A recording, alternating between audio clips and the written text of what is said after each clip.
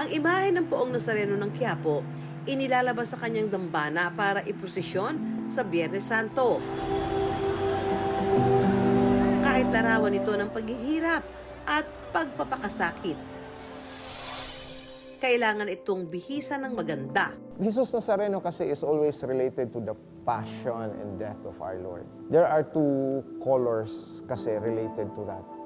It's always the violet, but also kasama din yung pula.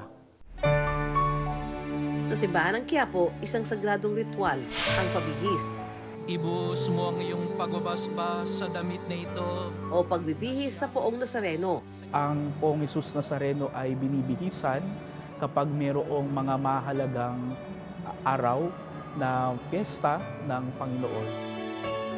Ito rin ay muli pasasalamat ng mga deboto. Ito yung paraan kung saan nila makikita, nagbibigay pag-asa sa kanila.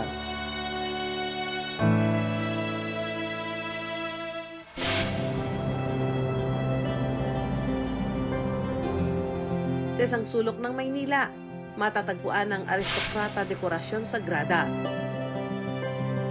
Ang bawat damit ng Poong Nazareno ng Quiapo na gawa nila, bunga raw ng isang malalim na debosyon.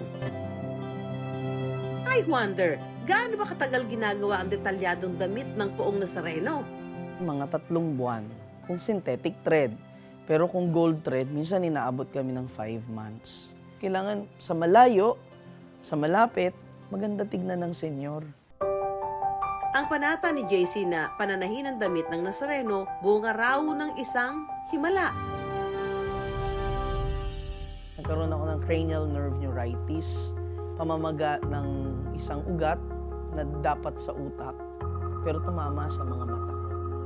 Doble na yung paningin ko, tumabingi na yung mukha ko. Isang gabi, nagdasal ako sa kanya.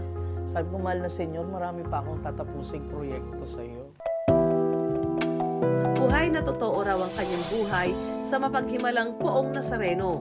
Matutuloy kong milagro kasi isang madaling araw, nagising na lang ako. Nakakalakad na akong mag-isa papunta sa banyo na hindi ko na ginagawa yun. May tumabi sa akin sa kama ko. Haba ang buhok na nakakulay maroon. At tuluyan po akong gumaling araw ng Biyernes Santo. I wonder, sa dami ng damit ng Nuestro Padre ng Quiapo, saan kaya napupunta ang nagamit na nito? Ang mga damit ng Poong Nazareno itinuturing na relic o banal na alaala.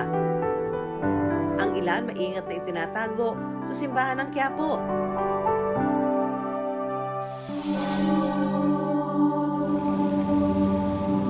Ang iba naman ipinamimigay sa mga simbahang may malalim ding debosyon sa Poong Nazareno. Tulad ng simbahan ng San Roque sa Samar, nakilala ring Diocesan Shrine of Nuestro Padre Jesus Nazareno sa kanilang lalawigan. Paniwala kasi ng mga deboto, kung malayo sa Poong Nazareno, ang Senyor mismo ang bibisita sa mga mananampalataya. Isang bahagi ng Poong Nazareno ng Quiapo na naglalakbay para magbigay pag-asa sa mga tunay na nananalig sa kanya.